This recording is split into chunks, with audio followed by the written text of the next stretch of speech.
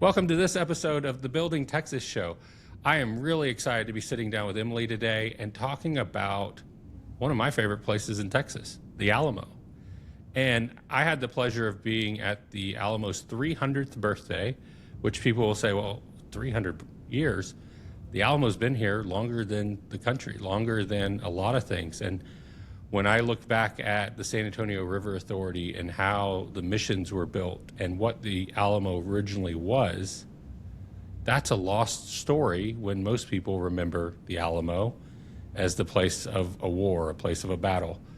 And so I'm excited to sit with you today, learn about the Alamo, and celebrate the investment that the state and many private donors and many families are making to create a whole new downtown for San Antonio based on the full footprint of the Alamo.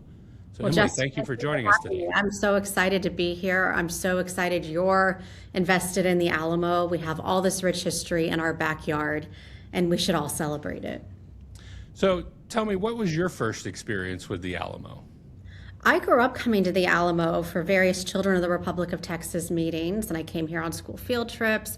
Obviously, those of us who grew up here, you remember when there was a traditional street out front for car traffic, and we'd all wave at the Alamo as you went by. And that was my childhood with the Alamo. And then I had a professional world with the Alamo when I became a reporter for News 4 San Antonio, the NBC station in town. So I was at the Alamo for various happenings over the years, including in July 2015 when the Alamo and its four sister missions were designated UNESCO World Heritage Site. So I made the transition from journalism to PR at the Alamo 3 years ago. It was a lovely transition. I am still telling the story of San Antonio, just in a different way, through videos for social media, and then the award-winning Stories Bigger Than Texas, the Alamo podcast. And those stories are tremendous. When we think about, it's a World Heritage Site at this point with the missions and with everything in San Antonio. But what does that mean for our listener to say it's a World Heritage Site? What does that bring? When people from around the world are making travel plans, a lot of people refer back to this UNESCO list to see what are the big places I need to see. And if you think about it from our perspective, if you're sitting here in Texas and you're traveling to Japan, let's just say, or Brazil, you're going to immediately go to some kind of list of authority of what are the big things in this country I need to see. So having the Alamo and our sister missions on this list is a really big deal. And it also shows that the Alamo is such a rich Texas story. It's also an American story with westward expansion. And it's a global story. We get visitors from all around the world who consider this their bucket list trip. People from the UK, Germany, Australia, China, India, all over the world. And it's because things like pop culture, the Fess Parker TV show from Walt Disney in the 1950s, the 1960 movie The Alamo starring John Wayne. America exported the Alamo story via Hollywood, and a lot of people just grew up on that story, and then they want to come here and recapture their childhood. Now, who owns a World Heritage Site? Like, how does that work? Because my interpretation is that you're a steward of that site and everything that related to the Alamo. But is it the city of San Antonio? Is it the state of Texas? Who's ultimately taking care of the Alamo? The Alamo is owned by the people of Texas. It is run by the state of Texas underneath the Texas General Land Office. I work for Alamo Trust, Inc. That's a nonprofit within the General Land Office that takes care of the day-to-day activities at the Alamo, the operations. We also implement the $550 million Alamo Plan, which we'll talk about soon.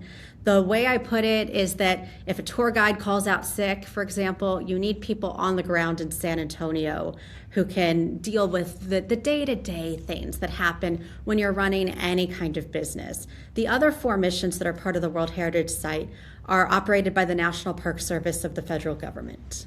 Okay. That's good clarification for me, because I do see National Park Service on the missions, and then here it's very Texan. And you mentioned the investment from the state in taking that street out and making it a walkable promenade. I love the new amphitheater type design. And I was amazed when we did the event, the 300th anniversary there, Yes. and what it became as an event venue. What a beautiful place to do that. What's the long-term vision for the Alamo and that investment? Well, the three tenets of the Alamo Plan are to preserve the fragile Alamo Church and Lawn Barrack. That's number one. Those are the two surviving, and it's not even fair to call them buildings. They are artifacts at this point, but they are the two surviving building artifacts from the mission period and from the 1836 Battle of the Alamo. The second tenet of the Alamo Plan is to reclaim the battlefield footprint from urban growth. In about the 1880s, this area became the center of downtown, a bustling commercial corridor. The Lawn Barrack was used as a general store. The Alamo Church at one point was used as a museum of oddities, and it was almost razed to become a hotel, if not for a very important group of preservationists, the Daughters of the Republic of Texas, stepping in to save the Alamo Church and Lawn Barrack and really turn them into the shrine of Texas liberty we know today. So we're trying to do our best to roll back time as much as we can to show people the Alamo is not just the building in my background. A lot of people point and say, that's the Alamo. Well, this is the church. The Alamo was a thriving 4.5-acre compound, a mission at first, and then a fort. Then the third tenet of the Alamo Plan is to build a world-class visitor center and museum right across the street from the Alamo Church. It will have 8 galleries telling the full 300-year story of Texas, and it opens in late 2027. Then along the way, there are more phases of the Alamo Plan, the walkability you mentioned. We have a collection center that opened in March of 2023 that has more than 500 artifacts on display, many for the first time. The Ralston Family Collection Center is what it's called. We call that the appetizer to the main course of what you'll see in the museum in just a couple of years. And then in March, we will open the Texas Cavaliers Education Center to really give all the school children who come on field trips a place to call their own when they're here. Education is at the heart of everything we do, and that starts with school children.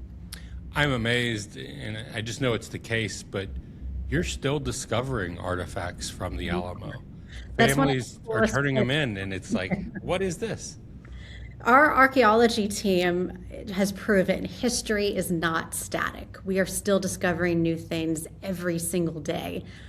Before you do any kind of construction at a historic site, you need to dig underneath and make sure that anything that's an artifact is not being disturbed, and then see what you can find. And that impacts our construction, for example.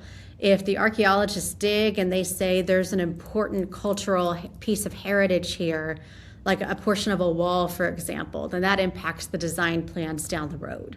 And then there are more mundane things, like the Lawn Barrack. We had a very rainy spring in 2023, and we discovered some drainage issues. So we saw we need to do some drainage work. But before you can bring in companies to fix the drainage, you have to dig.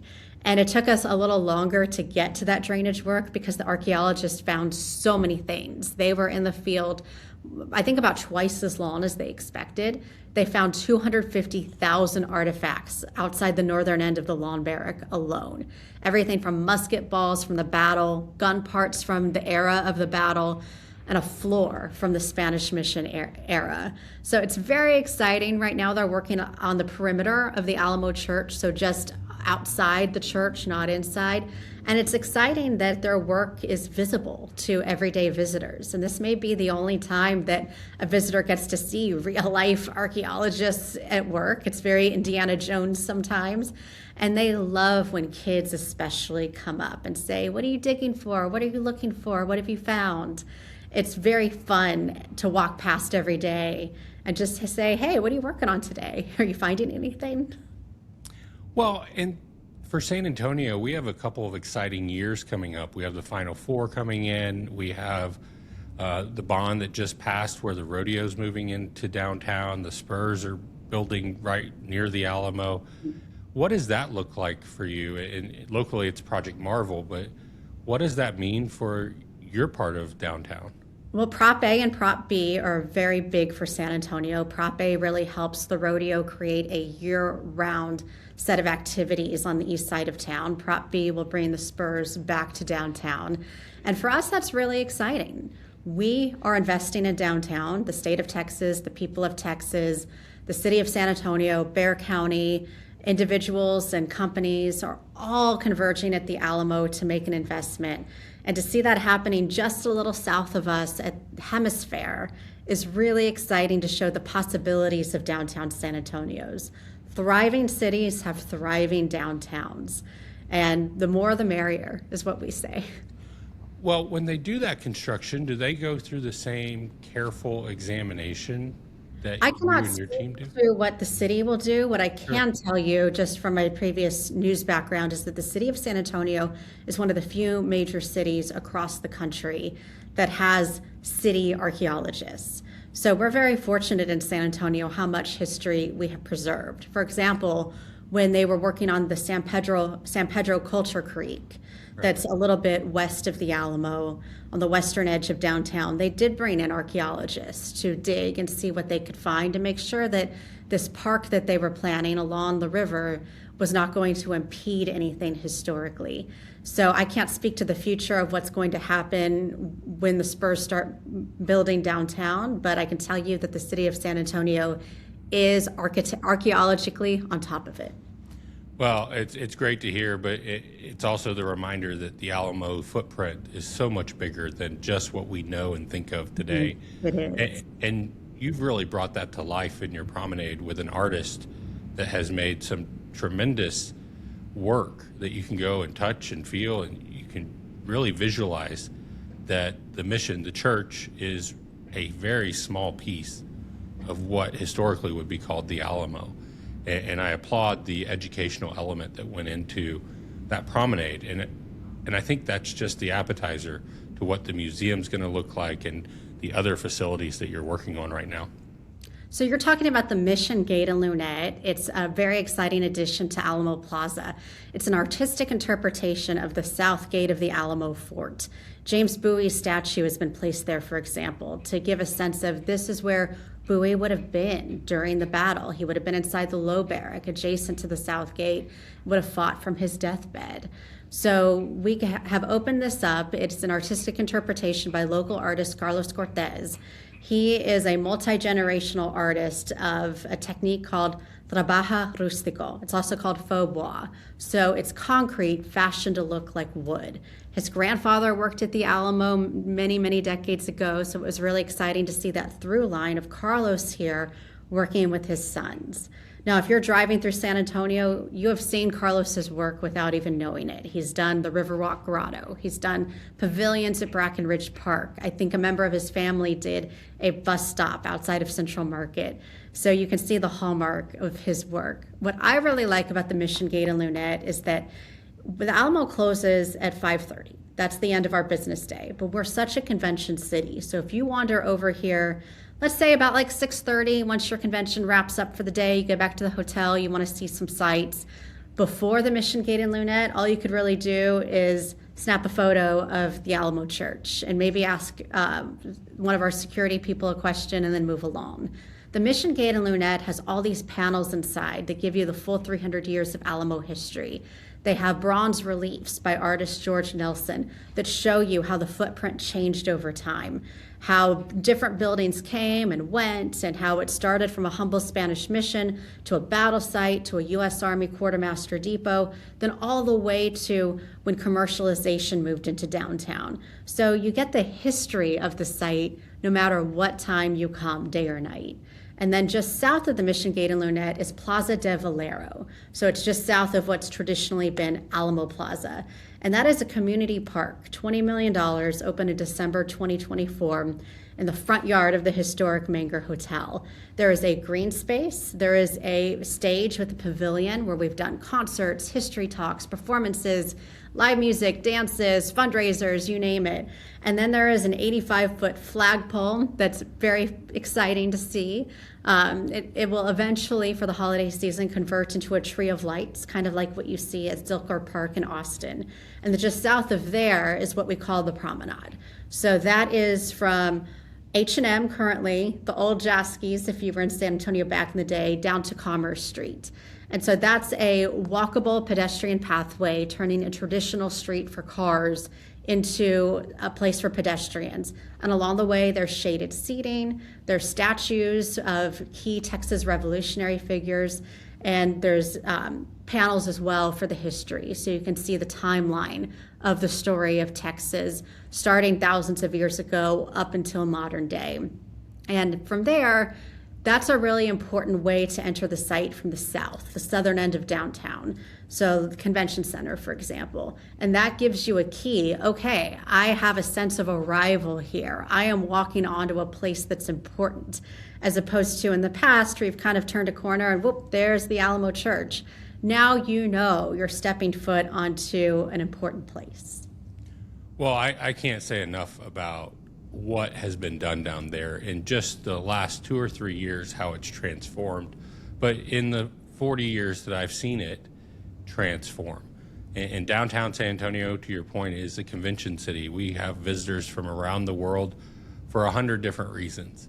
Yes. They all want to come see the Alamo. And it's no longer the 30-second snap a picture and go.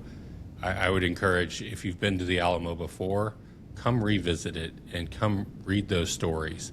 Come see the artwork and the explanation that does define downtown San Antonio in so many ways, and gives people a reason to stop and pause and reflect on the role the Alamo's played in not just San Antonio history, but the history of Texas and Mexico. Absolutely. And another thing that we're really looking forward to this spring, likely in April, we will open the Paseo del Alamo. So that is the connection between the Alamo and the Riverwalk. The Alamo is the state's #1 most visited tourist destination. The Riverwalk is #2. So this connection is really important. It was last renovated in the 80s, so it's been about 40 years. And some of that connection, the water had run dry, or there was standing water in places. So as part of the Alamo Plan, we are reconnecting these two hallmarks of San Antonio, improving access from both street level and river level. Because you remember, we are on 2 levels in downtown San Antonio, so the Alamo needs to be accessible from any entry point. And that's going to be really exciting to see that connection brought back, because the Riverwalk is so important to San Antonio. People love going down there, especially during the holiday season, but really all times of the year. And people also like just the walkability of downtown. That's why the Final Four that we had here in March was so successful. Just kind of an anecdote, many, many years ago, I worked with a reporter in Springfield, Missouri, when I was living there. And her husband had played NCAA tournaments for his college team. And I remember him telling me San Antonio was by far the best city to play a tournament in, because my family had something to do. He said when he played tournaments in other cities, they just kind of sat in a dark hotel room, watched TV. It was really boring. But because everything is so centrally located in San Antonio, they just had lots of things to explore. So we want to make sure that it's easy to explore the Alamo, and then once you're done here, it's easy to get to the next destination. Well, as we wrap up, I think it's a great reminder that downtown San Antonio is a lot of things to a lot of people, and having a strong Alamo, having a really good purpose for the Alamo Plaza, that's the start of a San Antonio experience. If you're coming from the convention center, you're starting there, and then you're going to the Riverwalk from there through the plaza that you just mentioned. And that's a lot of business owners that have spent their careers building businesses for tourism in downtown San Antonio. It's investments from the local banks, it's investment from local leaders, and then it's a stewardship from people like you that continue to reinvest, bring new people in to invest, and then ultimately align with the state or international organizations to make sure that we preserve places like the Alamo in the greatest way possible, by making it accessible, making it inclusive, making it available for teaching, so that we can learn from the Alamo too, because it does represent many cultures coming together on a full spectrum, from violence to peace. And on that note, I would like to thank our neighbors, the business owners around us who have dealt with a lot of our construction over the past couple of years. It was super exciting to open that final piece, the Promenade, taking you straight from Alamo Plaza down to Commerce Street, because it signaled to our neighbors the fences are down, it's open, people are free to move about the cabin, if you will. Yep. And we're just glad they hung in there with us. The rest of it is going to be more condensed in the next couple of years to what's traditionally been Alamo grounds. So once we open the Education Center in March, the area of Baucum Street behind will reopen. And then the Visitor Center and Museum opening in late 2027 is super exciting. The full 300 years of Alamo history, an event space on top as big as Texas. It can fit 700 people, 3 wraparound terraces so you can see the full San Antonio skyline with the iconic Alamo Church. So there is so much to be grateful for, and there's so much to look forward to for all of us in downtown San Antonio. Well, Emily, it's been a pleasure to visit about the Alamo, to learn more about your role and everything the state's doing, everything private donors have done and made available, and then the excitement of what's to come over the next 2 or 3 years as you finish out this phase, because it is an ongoing preservation of the Alamo that we will always see.